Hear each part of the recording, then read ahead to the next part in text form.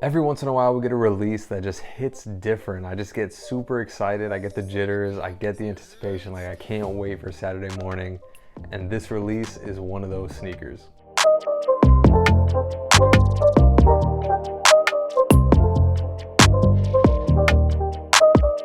What is good, y'all boys? Underdog, and I am back in the building. Today we're going to be reviewing the White Cement 3, the 88 reimagined joints.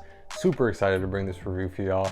But first, before we dive into the shoe and the box itself, let's hear a word from Dr. Underdog about the history of the Jordan 3.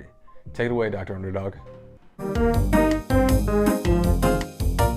Oh, nice of you to join us for class. Welcome to Sneakerology with Dr. Underdog. Today's lesson, a brief synopsis of the Jordan 3. Now, when you think of Michael Jordan and Nike as a brand, you might think of them as peanut butter and jelly, chocolate and peanut butter. But that is not always the case. Did you know that Michael Jordan almost split off from Nike? Back in the late 80s, Mike absolutely hated the Jordan 2, calling it clunky, bulky, not a fan of it being a high top sneaker. This hatred for the two was one of many contributing factors for Mike almost splitting away from Nike. Until a now legendary designer, Tinker Hatfield, a name you've probably heard of before, entered the scene. Coming hot off the success of the Air Max 1, Tinker was set to design the Jordan 3. He listened to Michael Jordan and he implemented exactly what he wanted, which were very specific standards, onto the Jordan 3. Michael Jordan wore the colorway that we're talking about today in the 88 dunk contest, the White Cements. And in 2018, we had a rendition of that free throw line dunk contest. Now this version today, the reimagined, is more true to the 88 form and is definitely an important staple in sneaker history and definitely in Nike history. Now there's a story, I believe it's a rumor, but I like to run with it. You know, legends spice it up a little bit. There's a story that Mike was about to break up his deal with Nike. He was ready to not renew his contract. And as he was leaving, in comes Tinker Hatfield in the parking lot and he meets Mike with the prototype of the Jordan 3. And Michael Jordan fell so in love with what he saw that he continued his relationship with Nike as a brand. Now that might not be the 100% truth, but what is 100% accurate is that the Jordan 3 is the most important sneaker in Nike history. And without this shoe, the sneaker game might look completely different than what we're used to today. Well, hey, we appreciate you stopping by, Dr. Dog. Always good to have you in the building. Got a good lesson out of you today. Appreciate you again. Now that we got a little bit of history out of the way, let's look at the box itself. And as you can see, the reimagined theme has taken a hold of not only the shoe, but the box as well. The edges of the lid here look weathered and teared, like it's been thrown in a closet for quite some time and you're just pulling it out now. You've got a red Jumpman right smack dab in the middle of the lid here, all black lid. The bottom of the box here is that elephant print with that same weathered effect, looks all vintage and everything like that. You have hits of Nike Air branding on the side of the lid here. You do get an OG style pamphlet in the box with elephant print paper as well. Gonna pull up the size tag for y'all right here. Do what you gotta do, pause the video if necessary. As you can see, I went with an 11.5, but I recommend going with your true to size, whatever that is. For me, it's an 11.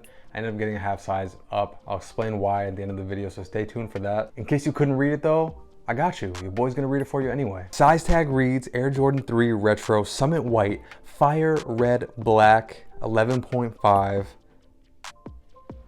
White Cement 3 reimagined joints. Here they are. White Cement reimagined Jordan 3s. What a beautiful shoe. Starting off with the outsole, as you can see, you have a somewhat aged outsole towards the white parts. It does look a little bit stale, a little bit vintage.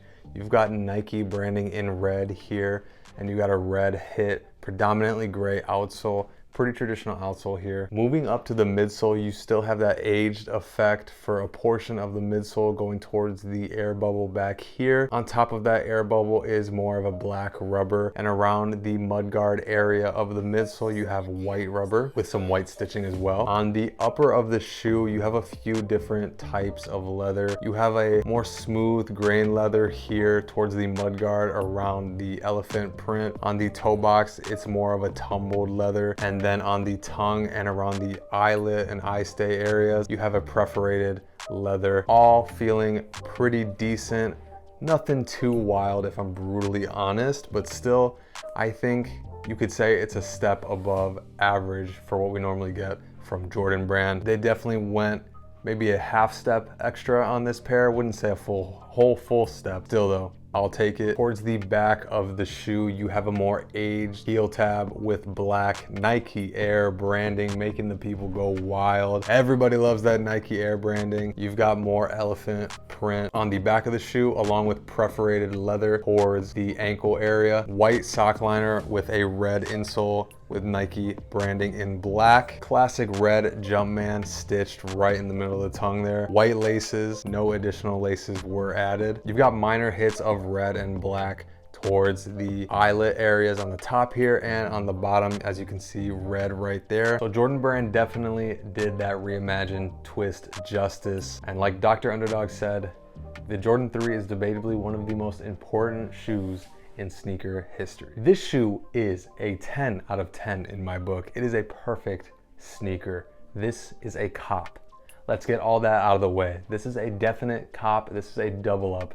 These are mandatory 120%. Are the materials anything crazy? Probably not, but still the history is there on this pair, and Jordan Brand is gonna milk that reimagined thing to the death, let's be honest. As long as they stick with OGs though, honestly, I'm not that mad at it. I think this pair is super duper fire. I've heard the horror stories about QC, and honestly on my pair, it doesn't seem that bad. Even the elephant print seems to match. I mean, maybe I'm just being a little ignorant to that, but I can't complain on my pair at all. Little OG touches like the hang tag and the pamphlet and stuff like that, they just go a long way in that storytelling, in my opinion. Like I said, double up worthy 100%. I want to beat this pair into the ground. Speaking of which, the reason we're not getting an on feet portion in today's video is because these are an 11.5. I wasn't able to get my true size 11, so I'm holding out hope that I'm able to get one on Saturday. Caught my last video of the Amma 12s. I talked about how I got an 11.5 in that too. I've just been getting 11.5s. Like, I try to get 11s, I don't get them. I go back and I get an 11.5. I don't know why. It is what it is. A half size really isn't that big of a deal. I'll make it work if I absolutely have to. If you could only rock one shoe for the rest of your life, I feel like this is a solid option. You can wear this with literally anything. Debatably the perfect shoe, debatably the most important shoe. Maybe not this exact pair. I mean, we got the history with the dunk contest and everything like that, but the silhouette itself, at least in Nike history for sure, is the most important shoe. If you're thinking about paying resale for this pair, maybe wait for that 1 to 2 week mark after the drop, once everybody gets their pair in and everyone's trying to quick sell them, those who are trying to sell at least. I think at that point you're definitely gonna get the best deal. Hopefully they go below 300, you never know though. If they don't, you might as well pull the trigger there, because OGs always, at least they tend to go up over time. I mean, I don't have a crystal ball, I can't say for sure, but I'd be willing to bet these will definitely go up as time goes on. So if you want to cop, do it early, but of course, don't take my advice for it. Do what you want to do with your money. I'm not going to tell you how to spend your money, but these are a definite go. These are a cop, these are a double up, these are fire, sheesh, whatever you want to say. These are it. Thank you for tuning into my review of the White Cement 3s. I hope you got some valuable information and you were able to answer that initial question of cop, flip, or completely skip. I'm pretty sure I know the answer to that question already, but comment down below and let me know, were these a cop, flip, or a skip for you? While you're down there, why not like the video? Maybe consider subscribing too if you haven't already. Join Underdog Nation. We're on the road to 400 subscribers by the end of March. That's the goal, and you could be the next one to get us there. Thank you to each and every one of you. I really do appreciate it. I know that sounds really cheesy, but it really means the world to me. Thank you so much, all 5 of you. But until next video, peace.